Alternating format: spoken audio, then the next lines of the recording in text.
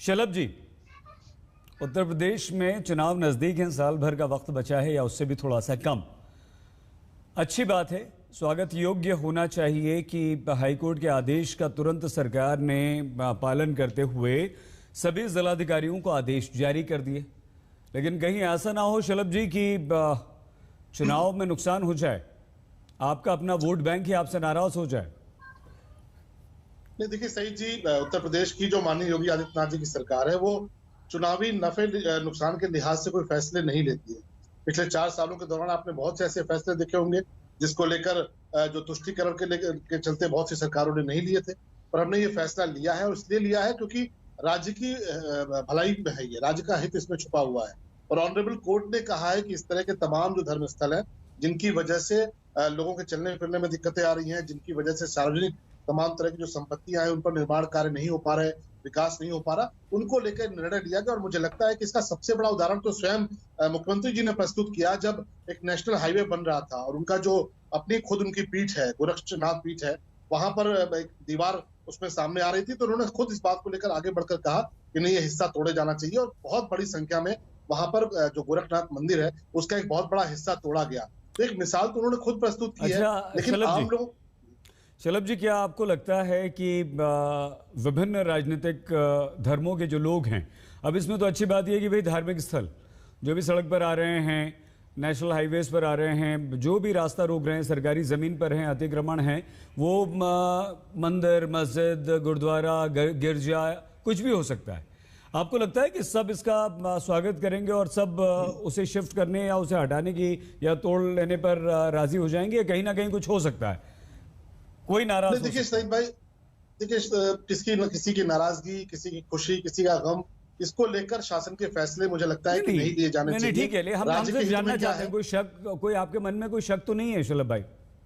नहीं, देखिए कुछ लोग हैं जो राजनीति करते रहते हैं, कुछ लोगों का काम ही है राजनीति करना। इस उत्तर प्रदेश में धर्म के आधार पर आतंकवादियों के मुकदमे वापस लिए गए। यासीन वकार साहब बैठे हैं, आजम खान के खिलाफ कार्रवाई होती है तो इनके यासीन वकार के जो नेता है वो सबसे ज्यादा चिल्लाते हैं। इनकी पार्टी के ओवैसी साहब आते हैं, कहते हैं एनकाउंटर में 37% एक विशेष समुदाय के लोग मारे जा रहे हैं। तो इस तरह के लोग हैं जो, चलिए उस पर भी बात कर लेंगे। शलभ जी, एक रिएक्शन आसिम जी और अनुराग जी से ले लेते हैं। अनुराग जी, मुस्कुरा रहे हैं आप, आसिम जी का रिएक्शन नहीं आया लेकिन आपने मुस्कुरा दिया। सबसे पहले तो अनुराग जी ये बता दीजिए कि इस फैसले का आप स्वागत करते हैं? देखिए, आपको अच्छी तरह मालूम है कि हम समाजवादी लोग न्यायपालिका का हमेशा से सम्मान करते हैं और मैं हमेशा कहता हूं कि समाज के असली मुद्दों पे चर्चा होती रहनी चाहिए। जो समाज की मूल मुद्दे हैं जिससे जनता को परेशानी होती है उस पर बात होती रहनी चाहिए, अच्छी बात है। लेकिन आप देखिए, समाज के असली मुद्दों पे चर्चा नहीं करना चाहते। अनुराग जी करेंगे ना? अनुराग जी अभी आज मुद्दा ये है, उसी पे बात कर रहा हूं मैं, उसी की बात कर रहा हूं। तो हम इंक्रोचमेंट की बात हो रही है तो आपने देखा कि उन्होंने कहां से आजम खान साहब को ले आए, मतलब इनके, ठीक है ना, ये जब बोलेंगे, पहले सवाल का जवाब दीजिए ना, पहले सवाल का जवाब दीजिए। मैंने आपसे क्या बोला? इसमें क्या समाजवादी पार्टी सहमत है हाईकोर्ट के आदेश के बाद सरकार के फैसले? मेरी बात ही नहीं समझ पाए शाहिद भाई। मैंने आपको बोला कि समाजवादी पार्टी संविधान में और न्यायपालिका में विश्वास करने वाली पार्टी है। मैं तो एक शब्द में सारी बातें कहती। हम भारतीय जनता पार्टी की तरह नहीं है कि जाति धर्म की राजनीति करते हैं। देखिए, आपने पूछा, कुछ बता रहे, कुछ आप पूछ रहे हो कि इसका स्वागत करना चाहिए तो आजम साहब को ले आएंगे, पाकिस्तान को ले आएंगे, मुस्लिम समुदाय ले आएंगे, हिंदू समुदाय ले आएंगे, क्रिश्चियन ले आएंगे। माने आप चाहते क्या हो भाई? आपसे जो सवाल पूछा जाता है उसमें आजम खान साहब कहां से आ जाते? मतलब आप समाज के विकास की राजनीति नहीं करना चाहते, क्योंकि आपको गलती से कोई पूछ रहा है कि यहाँ पे किसानों की हालत क्या है, बेरोजगारी की हालत क्या है, महिलाओं की समस्या क्या हुई, और आपने क्या काम किया है 4 सालों में। 4 सालों का काम का लेखा जोखा आपसे कोई पूछ ना ले, इसलिए आप परेशान हो जाते हो। आप अपने 4 सालों का काम गिनाने से डरती है सरकार से 4 सालों के इनसे काम की बात करो तो आए वाए साए बोलना शुरू कर देते हैं कि हमने 5 एक्सप्रेसवे बना दी। इनसे पूछो 5 एक्सप्रेसवे कौन से जरा बताएंगे? आज तक 5 एक्सप्रेसवे नहीं बता पाएंगे, उसमें चलती हुई गाड़ी दौड़ा पाएंगे, कोई गाड़ी दौड़ा दे इसके अंदर।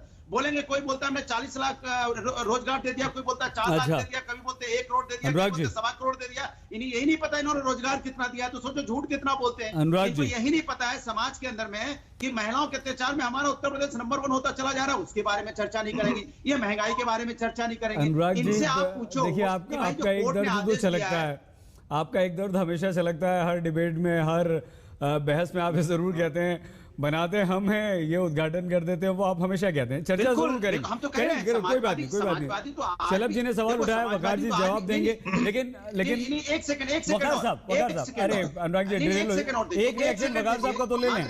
बोलिए बोलिए।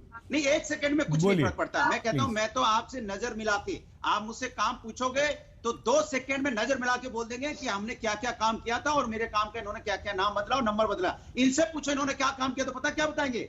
हमने यहाँ पे आतंकवादी, हमने यहाँ पे हिंदू, हमने यहाँ पे मुस्लिम, हमने यहाँ पे सिख, हमने यहाँ पे पता नहीं क्या क्या जाति ठीक है, और धर्म के आपका थोड़ा अलावा कुछ सा बोलते ही नहीं है। नेटवर्क भाई, इनसे प्रॉब्लम भी विकास- हो रहा है अनुराग जी, आपकी आवाज भी टूट टूट कर आ रही है, तो अगर अपने थोड़ा सा मोबाइल या नेटवर्क को आप दुरुस्त करने की इस बीच कोशिश करें।